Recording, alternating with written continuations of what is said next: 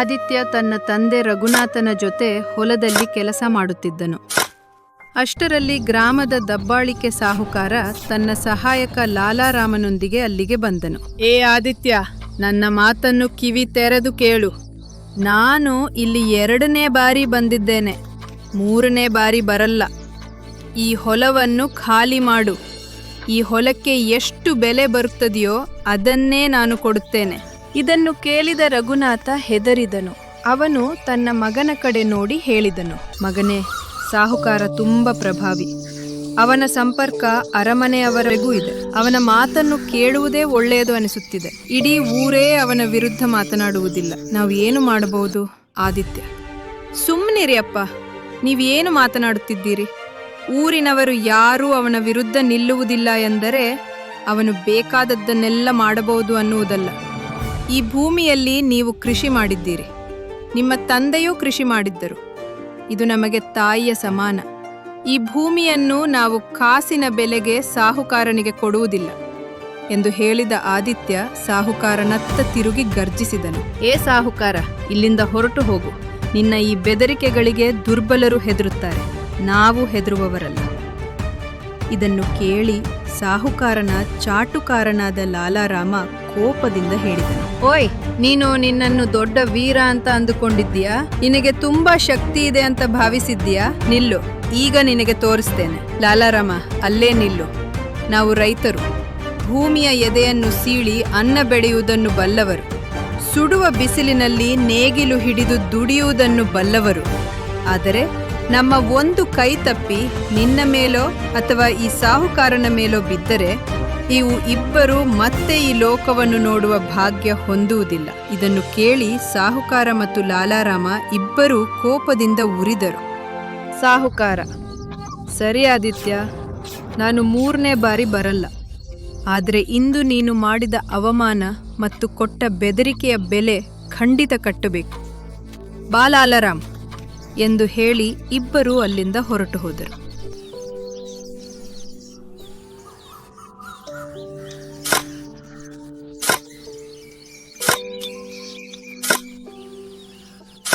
ಸ್ವಲ್ಪ ಸಮಯದ ನಂತರ ಆದಿತ್ಯ ತನ್ನ ತಂದೆಯೊಂದಿಗೆ ಮನೆಗೆ ಹಿಂತಿರುಗಿದನು.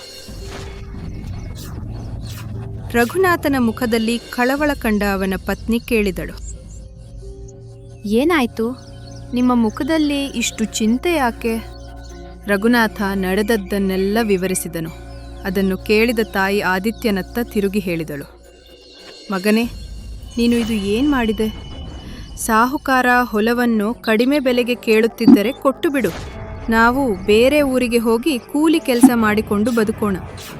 ಜೀವಕ್ಕಿಂತ ದೊಡ್ಡದು ಯಾವುದೂ ಇಲ್ಲ.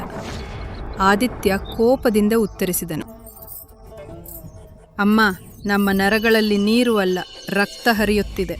ಸಾಹುಕಾರನಿಗೆ ನಾವು ಹೆದರುವುದಿಲ್ಲ. ಊರಲ್ಲಿ ಯಾರಾದರೂ ಒಬ್ಬರು ಅವನ ಅನ್ಯಾಯದ ವಿರುದ್ಧ ಧ್ವನಿ ಎತ್ತಲೇಬೇಕು. ಇದನ್ನು ಹೇಳಿ ಆದಿತ್ಯ ಮನೆಯಿಂದ ಹೊರಟನು. ಆದಿತ್ಯ ಸ್ವಲ್ಪ ದೂರ ನಡೆದಾಗ ಅವನಿಗೆ ಸಾಹುಕಾರನ ಮಗಳು ಚಂದ್ರಲೇಖ ಎದುರಾದಳು. ಅವಳ ಸೌಂದರ್ಯದ ಬಗ್ಗೆ ಸುತ್ತಮುತ್ತಲಿನ ಎಲ್ಲ ಗ್ರಾಮಗಳಲ್ಲಿ ಮಾತು ಹರಡಿತ್ತು.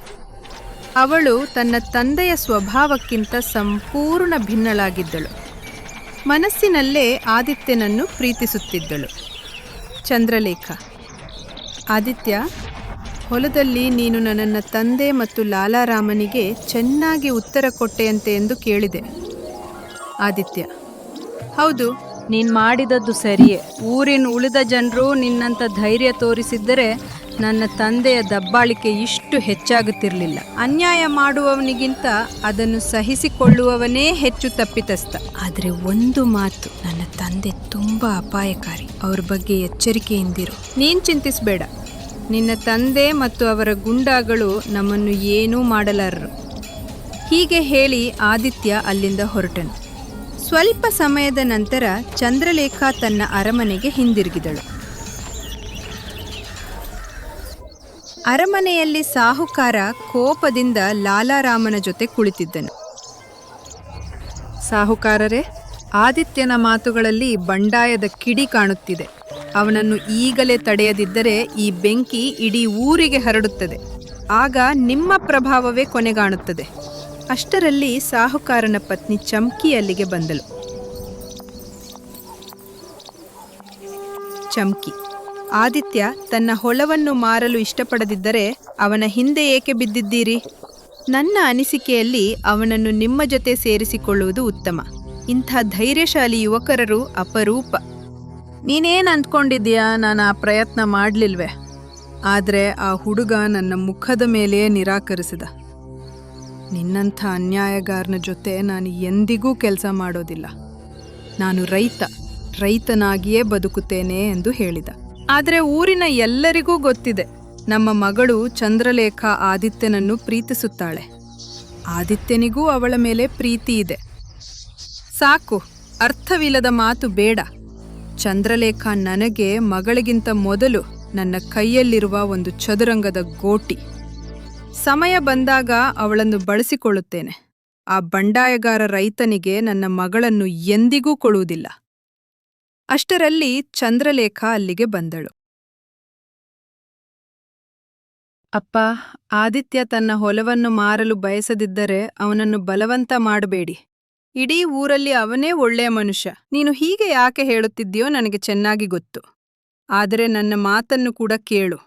ನಿನ್ನ ಮನಸ್ಸಿನಲ್ಲಿ ಆದಿತ್ಯ ಇದ್ದರೆ ಅವನನ್ನು ಈಗಲೇ ಮರೆತು ಬಿಡು. ನಾನು ಯಾವತ್ತೂ ನಿನ್ನ ಮದುವೆಯನ್ನು ಅವನ ಜೊತೆ ಮಾಡುವುದಿಲ್ಲ. ನೀನು ಸಾಹುಕಾರನ ಮಗಳು, ಅವನು ಸಾಮಾನ್ಯ ರೈತ. ಅದೂ ನನ್ನ ಶತ್ರು. ಚಂದ್ರಲೇಖಾ ಮೌನವಾಗಿ ತನ್ನ ಕೋಣೆಗೆ ಹೋದಳು. ಕೋಣೆಯಲ್ಲಿ ಒಬ್ಬಳೇ ಕುಳಿತು ಆಲೋಚಿಸುತ್ತಾ ಹೇಳಿಕೊಂಡಳು. ನಾನು ಆದಿತ್ಯನನ್ನು ಇಷ್ಟಪಡ್ತೇನೆ ಎಂಬುದು ಊರಿನ ಎಲ್ಲರಿಗೂ ಗೊತ್ತು. ಬಹುಶಃ ಆದಿತ್ಯನಿಗೂ ಗೊತ್ತಿರಬಹುದು. ಆದರೆ ನಾನು ಇನ್ನೂ ನನ್ನ ಪ್ರೀತಿಯನ್ನು ಅವನ ಮುಂದೆ ಹೇಳಿಲ್ಲ. ಈಗ ಹೇಳಲೇಬೇಕು. ಅವನಿಗೂ ನನ್ನ ಮೇಲೆ ಪ್ರೀತಿ ಇದ್ದರೆ ಅವನು ನನ್ನ ತಂದೆಯ ಎದುರಲ್ಲೇ ನನ್ನ ಹಣೆಗೆ ಸಿಂಧೂರ ಹಚ್ಚಿ ನನ್ನನ್ನು ಮದುವೆಯಾಗುವಷ್ಟು ಧೈರ್ಯವಂತನು. ಅದೇ ಸಮಯದಲ್ಲಿ ಸಾಹುಕಾರ ಕೋಪದಿಂದ ಅರಮನೆಯ ಹೊರಗೆ ಬಂದನು. ಲಾಲಾರಾಮ್, ಸಾಕಾಗಿದೆ. ಇವತ್ತು ರಾತ್ರಿ ಆದಿತ್ಯ ತನ್ನ ಹೊಲದಲ್ಲೇ ಇರ್ತಾನೆ.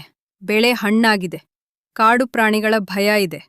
ನೀನು 2 ಅಥವಾ 3 ಜನರನ್ನು ಕಳುಹಿಸಿ ಅವನನ್ನು ದಾರಿಯಿಂದ ತೆಗೆದುಹಾಕು.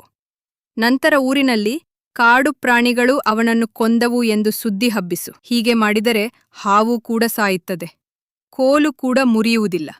ಅವನ ಫಲವತ್ತಾದ ಹೊಲ ನನ್ನದಾಗುತ್ತದೆ. ಜೊತೆಗೆ ನನ್ನ ವಿರುದ್ಧ ಎದ್ದೇಳಲು ಯೋಚಿಸುತ್ತಿರುವ ಯುವಕರಿಗೂ ಭಯವಾಗುತ್ತದೆ. ಲಾಲಾರಾಮ್, ಅದ್ಭುತ ಯೋಜನೆ ಸಾಹುಕಾರರೇ. ಇದನ್ನು ನೀವು ಮೊದಲೇ ಮಾಡಬೇಕಿತ್ತು. ಚಿಂತಿಸಬೇಡಿ, ಇವತ್ತೇ ರಾತ್ರಿ ಆದಿತ್ಯನ ಕೆಲಸ ಮುಗಿಯುತ್ತದೆ. ಸಾಹುಕಾರ ತೃಪ್ತಿಯಿಂದ ನಕ್ಕನು. ಸಂಜೆಯ ಸಮಯವಾಗಿತ್ತು. ಹೊಲದ ಮಧ್ಯದಲ್ಲಿ ಆದಿತ್ಯ ಒಬ್ಬನೇ ಕುಳಿತಿದ್ದನು. ಸುತ್ತಮುತ್ತ ವಿಚಿತ್ರವಾದ ಮೌನ ಆವರಿಸಿತ್ತು. ಗಾಳಿಯಲ್ಲೇ ಏನೋ ಅಪಾಯದ ಸೂಚನೆ ಕಂಡುಬರುತ್ತಿತ್ತು. ಅಷ್ಟರಲ್ಲಿ ಪಕ್ಕದ ಪೊದೆಯಲ್ಲಿ ಏಕಾಏಕಿ ಭಾರೀ ಸದ್ದು ಕೇಳಿಸಿತು. ಆದಿತ್ಯ ತಕ್ಷಣ ಎದ್ದು ನಿಂತನು. ಯಾರು ಅಲ್ಲಿ? ಹೊರಗ್ಬನ್ನಿ. ಅಷ್ಟರಲ್ಲಿ ಒಂದು ಚಿಕ್ಕ ಜಿಂಕೆ ಪೊದೆಯಿಂದ ಓಡಿ ಬಂದು ಆದಿತ್ಯನ ಮುಂದೆ ನಿಂತಿತ್ತು. ಅದು ಅವನ ಕಣ್ಣನ್ನು ನೇರವಾಗಿ ನೋಡುತ್ತಿತ್ತು. ಅದರ ವರ್ತನೆ ಸಾಮಾನ್ಯ ಜಿಂಕೆಯಂತಿರಲಿಲ್ಲ. ಆದಿತ್ಯ, ನೀನು ಜಿಂಕೆಯಾ? ಇಲ್ಲ ಭೂತವಾ? ಆಗ ಆ ಜಿಂಕೆ ಮನುಷ್ಯನ ಧ್ವನಿಯಲ್ಲಿ ಮಾತನಾಡಿತು. ಜಿಂಕೆ, ನಿನ್ನನ್ನು ಎಚ್ಚರಿಸಲು ಬಂದಿದ್ದೇನೆ. ನಿನ್ನ ಪ್ರಾಣಕ್ಕೆ ಅಪಾಯವಿದೆ. ಆದಿತ್ಯ ಬೆಚ್ಚಿಬಿದ್ದನು. ಏನು? ನೀನು ಮನುಷ್ಯರ ಭಾಷೆಯಲ್ಲಿ ಹೇಗೆ ಮಾತನಾಡುತ್ತಿದ್ದೀಯಾ? ನೀನು ಜಿಂಕೆಯ ವೇಷದಲ್ಲಿರುವ ಯಾವುದಾದರೂ ಪಿಶಾಚಿನಿಯೇ? ನನ್ನನ್ನು ಜಿಂಕೆ ಎಂದು ಕರೆಯಬೇಡ. ಜಿಂಕೆ ರಾಣಿ ಎಂದು ಕರೆಯು. ನಿನ್ನ ಪ್ರಾಣ ಉಳಿಸಲು ಬಂದಿದ್ದೇನೆ. ನಿನ್ನನ್ನು ನಾನು ಹೇಗೆ ನಂಬಲಿ? ಜಿಂಕೆಗಳು ಮನುಷ್ಯರ ಭಾಷೆಯಲ್ಲಿ ಮಾತನಾಡುವುದಿಲ್ಲ. ಸಮಯ ಬಂದಾಗ ಎಲ್ಲ ಸತ್ಯವೂ ಗೊತ್ತಾಗುತ್ತದೆ. ಈಗ ನಾನು ಹೇಳುವುದನ್ನು ಮಾತ್ರ ಗಮನದಿಂದ ಕೇಳು. ಇವತ್ತು ರಾತ್ರಿ ಹೊಲದಲ್ಲಿ ಉಳಿಯಬೇಡ. ಸಾಹುಕಾರ ಮತ್ತು ಲಾಲಾರಾಮ ನಿನ್ನನ್ನು ಕೊಲ್ಲುವ ಸಂಚು ರೂಪಿಸಿದ್ದಾರೆ. ಹೀಗೆ ಹೇಳಿದ ತಕ್ಷಣ ಜಿಂಕೆ ರಾಣಿ ಕ್ಷಣಾರ್ಧದಲ್ಲಿ ಪೊದೆಗಳೊಳಗೆ ಮರೆಯಾಯಿತು. ಆದಿತ್ಯ ಕೆಲ ಹೊತ್ತು ಅಲ್ಲೇ ನಿಂತು ಯೋಚಿಸಿದನು. ಇದು ಕನಸೋ ನಿಜವೋ? ಆದರೆ ಅವಳ ಮಾತು ಸುಳ್ಳು ಅನ್ನಿಸುತ್ತಿಲ್ಲ. ಕೊನೆಗೆ ಅವನು ಆ ರಾತ್ರಿ ಹೊಲದಲ್ಲಿ ಉಳಿಯದೆ ಮನೆಗೆ ಹೊರಟನು. ಮರುದಿನ ಬೆಳಗ್ಗೆ ಸಾಹುಕಾರನ ಅರಮನೆಯಲ್ಲಿ ಗಂಗಾ ಮತ್ತು ಭೀಮ ಎಂಬ ಇಬ್ಬರು ಗುಂಡಾಗಳು ತಲೆ ತಗ್ಗಿಸಿಕೊಂಡು ನಿಂತಿದ್ದರು. ಸಾಹುಕಾರನ ಮುಖ ಕೋಪದಿಂದ ಕೆಂಪಾಗಿತ್ತು. ಇದು ಮೊದಲ ಬಾರಿಗೆ ನೀವು ಖಾಲಿ ಹಸ್ತದಿಂದ ಹಿಂದಿರುಗಿದ್ದೀರಿ. ಈಗ ಏನು ಹೇಳುತ್ತೀರಿ? ಸಾಹುಕಾರರೇ, ನಮ್ಮನ್ನು ಕ್ಷಮಿಸಿ. ನಾವು ಇಡೀ ರಾತ್ರಿ ಹೊಲದಲ್ಲೇ ಕಾಯುತ್ತಿದ್ದೆವು. ಆದರೆ ಆದಿತ್ಯ ಅಲ್ಲಿಗೆ ಬಂದೇ ಇಲ್ಲ. ಅಸಾಧ್ಯ. ಆದಿತ್ಯ ತನ್ನ ಹೊಲವನ್ನು ಬಿಟ್ಟು ಹೋಗುವವನೇ ಅಲ್ಲ. ಇದು ಸತ್ಯ ಸಾಹುಕಾರರೇ. ನಾವು ಎಲ್ಲೆಲ್ಲೂ ಹುಡುಕಿದೆವು, ಆದರೆ ಅವನು ಕಾಣಿಸಲಿಲ್ಲ. ಬದಲಾಗಿ ಕಾಡು ಪ್ರಾಣಿಗಳು ಬಂದು ಬೆಳೆಗೆ ಹಾನಿ ಮಾಡಿಬಿಟ್ಟವು. ಇದನ್ನು ಕೇಳಿ ಸಾಹುಕಾರ ಕೆಲ ಹೊತ್ತು ಮೌನವಾಗಿದ್ದನು. ನಂತರ ಅವರಿಬ್ಬರನ್ನೂ ಹೊರಗೆ ಕಳುಹಿಸಿದನು. ಅಷ್ಟರಲ್ಲಿ ಲಾಲಾರಾಮ ಒಳಗೆ ಬಂದನು. ಮಾಲೀಕರೇ, ಆದಿತ್ಯ ಹೀಗೆ ತಪ್ಪಿಸಿಕೊಂಡಿದ್ದಾನೆ ಎಂದರೆ ನಮ್ಮ ಯೋಜನೆಯ ವಿಷಯ ಅವನಿಗೆ ಮೊದಲೇ ಗೊತ್ತಾಗಿರ್ಬೇಕು. ಅದು ಹೇಗ್ ಸಾಧ್ಯ? ಈ ವಿಷಯ ನಮ್ಮಿಬ್ಬರನ್ನು ಬಿಟ್ರೆ ಬೇರೆ ಯಾರಿಗೂ ಗೊತ್ತಿರ್ಲಿಲ್ಲ. ನನ್ನ ಹೆಂಡತಿಗೂ ಹೇಳಿರ್ಲಿಲ್ಲ. ಚಂದ್ರಲೇಖ ಕೂಡ ಆಗ ಅರಮನೆಯಲ್ಲಿ ಇರ್ಲಿಲ್ಲ. ಯಾರೇ ಆಗಿರ್ಲಿ, ಈಗ ಆದಿತ್ಯನನ್ನು ಜೀವಂತವಾಗಿ ಬಿಡುವುದು ಅಪಾಯ. ಅವನನ್ನು ಯಾವ ಬೆಲೆಗೆ ಬೇಕಾದರೂ ದಾರಿಯಿಂದ ತೆಗೆದುಹಾಕಲೇಬೇಕು. ಸಾಹುಕಾರನ ಕಣ್ಣಲ್ಲಿ ಕ್ರೂರ ನಿರ್ಧಾರ ಮಿನುಗಿತು.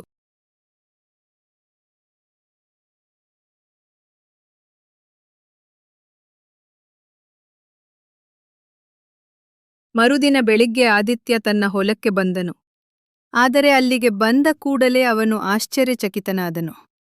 ಏಕೆಂದರೆ ಮತ್ತೆ ಅದೇ ಜಿಂಕೆ ಅವನ ಎದುರು ನಿಂತಿತ್ತು. ನೆನ್ನೆ ನೀನು ಹೇಳಿದ್ದೆಲ್ಲವೂ ನಿಜವಾಗಿತ್ತು. ಸಾಹುಕಾರನ ಗುಂಡಾಗಳಾದ ಗಂಗಾ ಮತ್ತು ಭೀಮ ಲಾಠಿಗಳೊಂದಿಗೆ ನನ್ನನ್ನು ಕೊಲ್ಲಲು ಹೊಲಕ್ಕೆ ಬಂದಿದ್ದರು. ನಾನು ದೂರದಲ್ಲಿ ಅಡಗಿ ಎಲ್ಲವನ್ನೂ ನೋಡಿದೆ. ಈಗ ನೀನು ಯಾರು ಎಂಬುದನ್ನು ಹೇಳು. ನನ್ನ ಬಗ್ಗೆ ತಿಳಿದುಕೊಳ್ಳಬೇಕಾದ್ರೆ ಇಲ್ಲಿಂದ ಸ್ವಲ್ಪ ದೂರದಲ್ಲಿರುವ ಅಶ್ವತ್ಥ ಮರದ ಕೆಳಗೆಗೆ ವಾಸಿಸುವ ಸಾಧು ಮಹಾರಾಜರ ಬಳಿ ಹೋಗು. ಅವರಿಗೆ ಒಂದು ಜಿಂಕೆ ಒಬ್ಬ ರೈತನ ಪ್ರಾಣ ಉಳಿಸಿತು ಎಂದು ಹೇಳು. ನಂತರ ನಡೆದದ್ದನ್ನೆಲ್ಲ ವಿವರಿಸು. ಅವರು ಏನು ಹೇಳುತ್ತಾರೋ ಅದನ್ನೇ ಮಾಡು. ಹೀಗೆ ಹೇಳಿದ ಕೂಡಲೇ ಜಿಂಕೆ ರಾಣಿ ಕ್ಷಣಾರ್ಧದಲ್ಲಿ ಅಲ್ಲಿಂದ ಓಡಿಹೋದಳು. ಆದಿತ್ಯನಿಗೆ ಏನೂ ಅರ್ಥವಾಗ್ಲಿಲ್ಲ. ಏನೇ ಆಗಿರ್ಲಿ, ಈ ಜಿಂಕೆಯ ರಹಸ್ಯ ತಿಳಿಲೇಬೇಕು. ಇದು ಇರದಿದ್ದರೆ ನಿನ್ನೆ ರಾತ್ರಿ ನನ್ನ ಪ್ರಾಣವೇ ಹೋಗುತ್ತಿತ್ತು. ಹೀಗೆಂದು ಅವನು ಅಶ್ವತ್ಥ ಮರದ ಕಡೆ ಹೊರಟನು.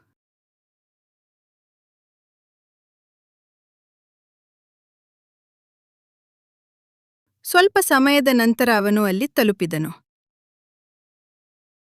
ಮರದ ಕೆಳಗೆ ಒಬ್ಬ ಸಾಧು ಮಹಾರಾಜರು ಧ್ಯಾನದಲ್ಲಿ ಕುಳಿತಿದ್ದರು. ಆದಿತ್ಯ ಗೌರವದಿಂದ ಅವರ ಪಾದಗಳಿಗೆ ನಮಸ್ಕರಿಸಿದನು. ಪ್ರಣಾಮ ಮಹಾರಾಜರೇ. ನಾನು ಒಬ್ಬ ರೈತ. ಒಂದು ಜಿಂಕೆ ನನ್ನ ಪ್ರಾಣ ಉಳಿಸಿತು. ಅದು ಮನುಷ್ಯರಂತೆ ಮಾತನಾಡುತ್ತಿತ್ತು. ನಾನು ಅದು ಯಾರು ಎಂದು ಕೇಳಿದಾಗ ನಿಮ್ಮ ಬಳಿಗೆ ಬರಲು ಹೇಳಿತು. ನಂತರ ಅವನು ನಡೆದ ಎಲ್ಲಾ ಘಟನೆಗಳನ್ನು ಆರಂಭದಿಂದ ಕೊನೆಯವರೆಗೆ ವಿವರಿಸಿದನು. ಸಾಧು ಮಹಾರಾಜರು ಮಂದಹಾಸ ಮಾಡಿದರು.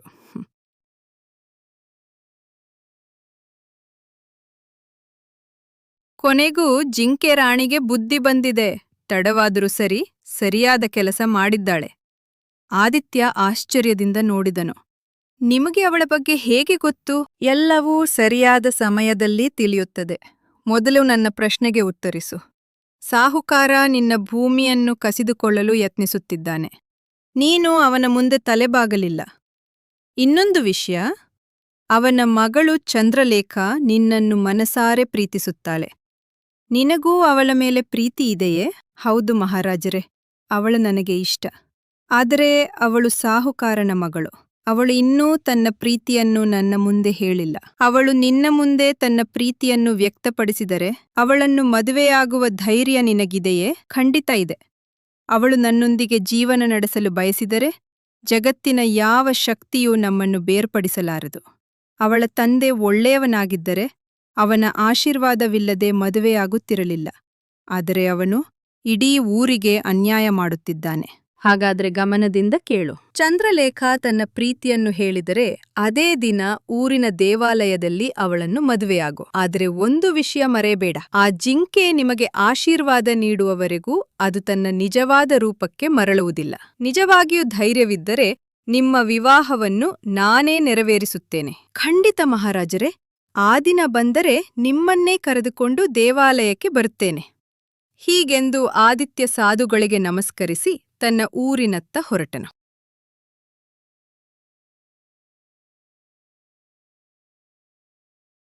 ಆದಿತ್ಯ ತನ್ನ ಊರಿನ ಗಡಿಗೆ ತಲುಪುತ್ತಿದ್ದಂತೆ ಗ್ರಾಮದ ಮುಖಂಡ ಅವನ ಎದುರಿಗೆ ಓಡುತ್ತಾ ಬಂದನು. ಆದಿತ್ಯ, ಎಲ್ಲಿಗ್ ಹೋಗಿದ್ದೆ? ನಾವು ಬೆಳಗ್ಗಿನಿಂದಲೇ ನಿನ್ನನ್ನು ಹುಡುಕುತ್ತಿದ್ದೇವೆ. ನೀನು ನಿನ್ನೆ ರಾತ್ರಿ ಮನೆಗೂ ಬರಲಿಲ್ಲ. ನಿನ್ನ ಅಪ್ಪ ಅಮ್ಮ ತುಂಬಾ ಚಿಂತೆಯಲ್ಲಿದ್ದಾರೆ. ಇದನ್ನು ಕೇಳಿದ ಆದಿತ್ಯ ತಕ್ಷಣ ಮನೆಗೆ ಓಡಿದನು.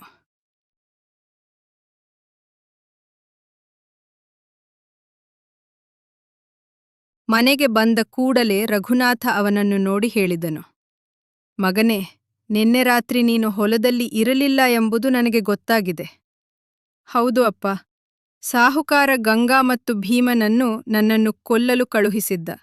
ಅದಕ್ಕಾಗಿಯೇ ನಾನನ್ನು ಹೊಲದಲ್ಲಿ ಉಳಿಯಲಿಲ್ಲ. ಇದನ್ನು ಕೇಳಿದ ಆದಿತ್ಯನ ತಾಯಿ ಭಯದಿಂದ ನಡುಗಿದಳು. ಈಗ ನನಗೆ ಎಲ್ಲವೂ ಅರ್ಥವಾಯಿತು. ಅದಕ್ಕೆ ಇಂದು ಬೆಳಿಗ್ಗೆ ಚಂದ್ರಲೇಖ ನಿನ್ನನ್ನು ಹುಡುಕುತ್ತಾ ಇಲ್ಲಿ ಬಂದಿದ್ದಳು. ಇದನ್ನು ಕೇಳಿದ ಆದಿತ್ಯ ಆಶ್ಚರ್ಯದಿಂದ ಹೊರಗೆ ಓಡಿದನು.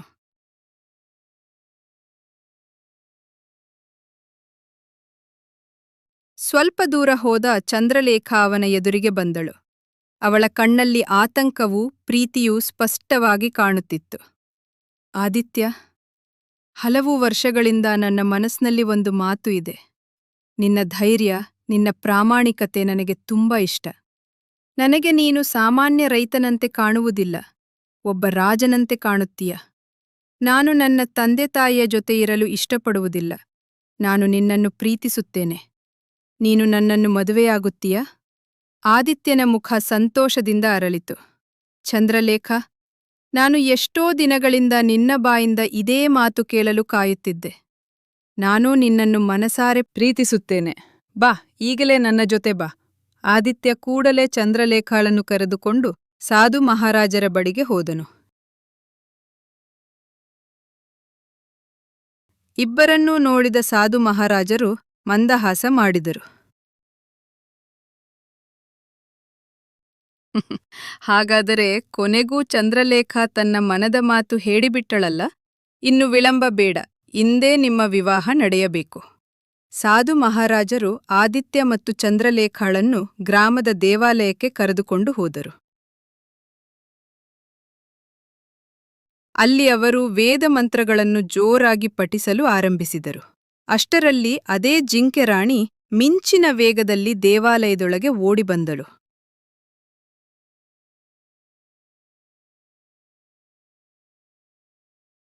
ಅದನ್ನು ಕಂಡು ಗ್ರಾಮದ ಜನರೆಲ್ಲ ಬೆಚ್ಚಿಬಿದ್ದರು. ಅಯ್ಯೋ, ಸಾಹುಕಾರನ ಮಗಳು ಚಂದ್ರಲೇಖಾಳ ಮದುವೆ ಆದಿತ್ಯನ ಜೊತೆ ನಡೆಯುತ್ತಿದೆ. ಸಾಧು ಮಹಾರಾಜರೇ ಮದುವೆ ಮಾಡಿಸುತ್ತಿದ್ದಾರೆ. ಈ ಸುದ್ದಿ ಕ್ಷಣಾರ್ಧದಲ್ಲಿ ಸಾಹುಕಾರನ ಅರಮನೆಗೂ ತಲುಪಿತು. ಸುದ್ದಿ ಕೇಳುತ್ತಿದ್ದಂತೆ ಸಾಹುಕಾರ ಮತ್ತು ಅವನ ಹೆಂಡತಿ ಚಮ್ಕಿ ಬೆಚ್ಚಿಬಿದ್ದರು. ಹೀಗೆ ನಿಂತರೆ ಆಗುವುದಿಲ್ಲ. ಕೂಡಲೇ ದೇವಾಲಯಕ್ಕೆ ಹೋಗಿ ಈ ಮದುವೆಯನ್ನು ಯಾವ ರೀತಿಯಾದರೂ ನಿಲ್ಲಿಸಬೇಕು. ನಾನೂ ಇದು ನಡೆಯಲು ಬಿಡುವುದಿಲ್ಲ. ತಕ್ಷಣ ಗಂಗಾ ಮತ್ತು ಭೀಮನನ್ನು ಕರೆಸಿ ಇಂದು ಎಲ್ಲರ ಮುಂದೆ ಆದಿತ್ಯನನ್ನು ಕೊಂದುಬಿಡುತ್ತೇನೆ. ಅದಕ್ಕಾಗಿ ರಾಜ ವಿಕ್ರಮನೇ ನನಗೆ ಗಲ್ಲು ಶಿಕ್ಷೆ ಕೊಟ್ಟರೂ ಪರವಾಗಿಲ್ಲ. ಹೀಗೆಂದು ಸಾಹುಕಾರ ತನ್ನ ಜನರೊಂದಿಗೆ ದೇವಾಲಯದ ಕಡೆ ಹೊರಟನು. ಅಷ್ಟರಲ್ಲಿ ಜಿಂಕೆ ರಾಣಿ ಅವರ ಮುಂದೆ ಬಂದು ನಿಂತಿತ್ತು. ನನ್ನ ಆಶೀರ್ವಾದ ನಿಮ್ಮಿಬ್ಬರ ಮೇಲಿರಲಿ. ನಿಮ್ಮ ದಾಂಪತ್ಯ ಜೀವನ ಸುಖ, ಶಾಂತಿ ಮತ್ತು ಸಮೃದ್ಧಿಯಿಂದ ಕೂಡಿರಲಿ. ಇದನ್ನು ಹೇಳಿದ ತಕ್ಷಣ ಜಿಂಕೆ ರಾಣಿಯ ದೇಹದಿಂದ ಬಣ್ಣ ಬಣ್ಣದ ಪ್ರಕಾಶ ಹೊರಹೊಮ್ಮಿತು. ಆ ಜಿಂಕೆ ಒಂದು ಅಪರೂಪ ಸ್ತ್ರೀಯಾಗಿ ಮಾರ್ಪಟ್ಟಳು. ಅದನ್ನು ಕಂಡು ಅಲ್ಲಿದ್ದ ಜನರೆಲ್ಲ ಆಶ್ಚರ್ಯದಿಂದ ಕೂಗಿದರು, ಅಯ್ಯೋ, ಇವರು ರಾಣಿ ರುಕ್ಮಿಣಿ, ರಾಜ ವಿಕ್ರಮನ ಪತ್ನಿ. ಹಾಗಾದರೆ ಜಿಂಕೆ ರಾಣಿಯೇ ರಾಣಿ ರುಕ್ಮಿಣಿಯಾಗಿದ್ದಳಾ? ರಾಣಿ ರುಕ್ಮಿಣಿಯನ್ನು ನೋಡುತ್ತಿದ್ದಂತೆ ಸಾಹುಕಾರನ ಮುಖ ಬಿಳಿಬಣ್ಣವಾಯಿತು. ಇದು ಹೇಗೆ ಸಾಧ್ಯ? ನೀನು ಹಲವು ವರ್ಷಗಳ ಹಿಂದೆ ಕಾಣೆಯಾಗಿದ್ದೆಯಲ್ಲ? ಆಗ ಸಾಧು ಮಹಾರಾಜರು ಇನ್ನು ಎಲ್ಲ ಸತ್ಯವನ್ನೂ ರಾಣಿ ರುಕ್ಮಿಣಿಯೇ ಹೇಳುತ್ತಾರೆ, ಎಲ್ಲ ತಪ್ಪು ನನ್ನದೇ. ನನ್ನ ಮಗಳು ಕೇವಲ 2 ವರ್ಷದವಳಿದ್ದಾಗ ನನ್ನ ಪತಿ ರಾಜ ವಿಕ್ರಮ ತಮ್ಮ ಸ್ನೇಹಿತನ ರೈತನ ಮಗ ಆದಿತ್ಯನೊಂದಿಗೆ ಅವಳ ವಿವಾಹ ನಿಶ್ಚಯ ಮಾಡಿದ್ದರು. ಆದರೆ ಒಬ್ಬ ರೈತನ ಮನೆಗೆ ನನ್ನ ಮಗಳನ್ನು ಕೊಡಲು ನಾನು ಒಪ್ಪಲಿಲ್ಲ. ಆ ಸಮಯದಲ್ಲಿ ಈ ಸಾಹುಕಾರ ಅರಮನೆಯಲ್ಲಿ ಕೆಲಸ ಮಾಡುತ್ತಿದ್ದ. ನಾನು ಅವನ ಸಲಹೆ ಕೇಳಿದೆ. ಅವನು ನನ್ನನ್ನು ಮತ್ತು ನನ್ನ ಮಗಳನ್ನು ರಾಜನಿಗೆ ಸಿಗದ ಸ್ಥಳಕ್ಕೆ ಕರೆದುಕೊಂಡು ಹೋಗುವುದಾಗಿ ಹೇಳಿದೆ. ನಾನು ಅವನ ಮಾತು ನಂಬಿದೆ. ಅವನು ನಮ್ಮನ್ನು ಕಾಡಿಗೆ ಕರೆದುಕೊಂಡು ಹೋದ. ರಾತ್ರಿ ಇಲ್ಲಿ ವಿಶ್ರಾಂತಿ ಮಾಡೋಣ ಎಂದು ಹೇಳಿದ. ನಂತರ ಊಟ ತರುತ್ತೇನೆ ಎಂದು ಹೋದ. ಆದರೆ ನನ್ನ ತಲೆಗೆ ಬಲವಾಗಿ ಹೊಡೆದನು. ಬೆಳಗ್ಗೆ ಎದ್ದಾಗ ನನ್ನ ಮಗಳೂ ಇರಲಿಲ್ಲ, ಸಾಹುಕಾರನೂ ಇರಲಿಲ್ಲ. ನಾನು ಗಾಯಗೊಂಡ ಸ್ಥಿತಿಯಲ್ಲಿ ಕಾಡಿನಲ್ಲಿ ಅಲೆದಾಡುತ್ತಿದ್ದೆ. ಆಗ ಈ ಸಾಧು ಮಹಾರಾಜರು ನನ್ನನ್ನು ರಕ್ಷಿಸಿದರು. ನಾನು ನಡೆದದ್ದನ್ನೆಲ್ಲ ಅವರಿಗೆ ಹೇಳಿದೆ. ಆಗ ಅವರು, ರಾಜನು ಒಬ್ಬ ಒಳ್ಳೆಯ ರೈತನ ಮಗನೊಂದಿಗೆ ಸಂಬಂಧ ಬೆಳೆಸಲು ನಿರ್ಧರಿಸಿದ್ದರೆ ಅದರಲ್ಲಿ ತಪ್ಪೇನಿದೆ? ನಿನ್ನ ಅಹಂಕಾರಕ್ಕೆ ನೀನೇ ಶಿಕ್ಷೆ ಅನುಭವಿಸಬೇಕು ಎಂದು ಹೇಳಿದರು. ನಂತರ ಅವರು ನನ್ನನ್ನು ಜಿಂಕೆಯಾಗಿ ಮಾರ್ಪಡಿಸಿದರು. ನೀನು ಸಂತೋಷದಿಂದ ನಿನ್ನ ಮಗಳ ವಿವಾಹವನ್ನು ಅದೇ ರೈತನ ಮಗನೊಂದಿಗೆ ನೆರವೇರಿಸಿ ಆಶೀರ್ವದಿಸುವ ದಿನವೇ ನಿನ್ನ ಶಾಪ ಮುಕ್ತವಾಗುತ್ತದೆ ಎಂದು ಹೇಳಿದರು. ನಾನು ಮತ್ತೆ ಕಣ್ಣು ತೆರೆದಾಗ ಜಿಂಕೆಯ ರೂಪದಲ್ಲಿ ಸಾಹುಕಾರನ ಅರಮನೆಯಲ್ಲೇ ಇದ್ದೆ. ಅಂದಿನಿಂದ ನನ್ನ ಮಗಳ ಹತ್ತಿರವೇ ಇದ್ದು ಸರಿಯಾದ ಸಮಯಕ್ಕಾಗಿ ಕಾಯುತ್ತಿದ್ದೆ. ನನಗೆ ನೀನು ಸತ್ತೆ ಎಂದು ಅನಿಸಿತ್ತು. ಅದಕ್ಕಾಗಿಯೇ ನಿನ್ನ ಮಗಳನ್ನು ನನ್ನ ಮಗಳಂತೆ ಬೆಳೆಸಿದೆ. ಒಂದು ದಿನ ರಾಜ ವಿಕ್ರಮನಿಂದ ಅಪಾರ ಸಂಪತ್ತು ಪಡೆದುಕೊಳ್ಳಲು ಅವಳನ್ನು ಬಳಸಿಕೊಳ್ಳುವ ಯೋಜನೆ ಮಾಡಿದ್ದೆ. ಆದರೆ ನೀನು ಬಂದು ನನ್ನ ಎಲ್ಲಾ ಯೋಜನೆಗಳನ್ನು ಹಾಳು ಮಾಡಿಬಿಟ್ಟೆ. ದುಷ್ಟನೇ, ನನ್ನ ಮಗಳನ್ನು ಅಪಹರಿಸಿ ಇಷ್ಟು ವರ್ಷ ಮೋಸ ಮಾಡಿದ್ದೀಯ. ಈಗ ನಿನ್ನ ಪಾಪದ ಫಲ ಅನುಭವಿಸು. ಇವರು ಮಾಡಿದ ಪಾಪಗಳಿಗೆ ಶಿಕ್ಷೆ ಕೊಡಿರಿ. ಸ್ವಲ್ಪ ಸಮಯದ ನಂತರ ರಾಣಿ ರುಕ್ಮಿಣಿ ಆದಿತ್ಯ ಮತ್ತು ಚಂದ್ರಲೇಖಾಳನ್ನು ಕರೆದುಕೊಂಡು ರಾಜಮನೆತನಕ್ಕೆ ಹೋದಳು. ಅಲ್ಲಿ ರಾಜ ವಿಕ್ರಮ ಸಿಂಹಾಸನದ ಮೇಲೆ ಕುಳಿತಿದ್ದರು. ರಾಣಿ ರುಕ್ಮಿಣಿ ನಡೆದ ಎಲ್ಲ ಘಟನೆಗಳನ್ನು ವಿವರಿಸಿದಳು. ರುಕ್ಮಿಣಿ, ನೀನು ತಪ್ಪು ಮಾಡಿದ್ದೆ. ಆದರೆ ನಿನ್ನ ತಪ್ಪಿನ ಅರಿವು ಮಾಡಿಕೊಂಡು ಸತ್ಯವನ್ನು ಒಪ್ಪಿಕೊಂಡಿದ್ದೀಯ. ಅದಕ್ಕಾಗಿ ನಿನ್ನನ್ನು ಕ್ಷಮಿಸ್ತೇನೆ. ನಂತರ ಆದಿತ್ಯನ ಕಡೆ ನೋಡಿ ಹೇಳಿದ್ರು, ಆದಿತ್ಯ, ನೀನು ನಿಜವಾದ ಧೈರ್ಯಶಾಲಿ.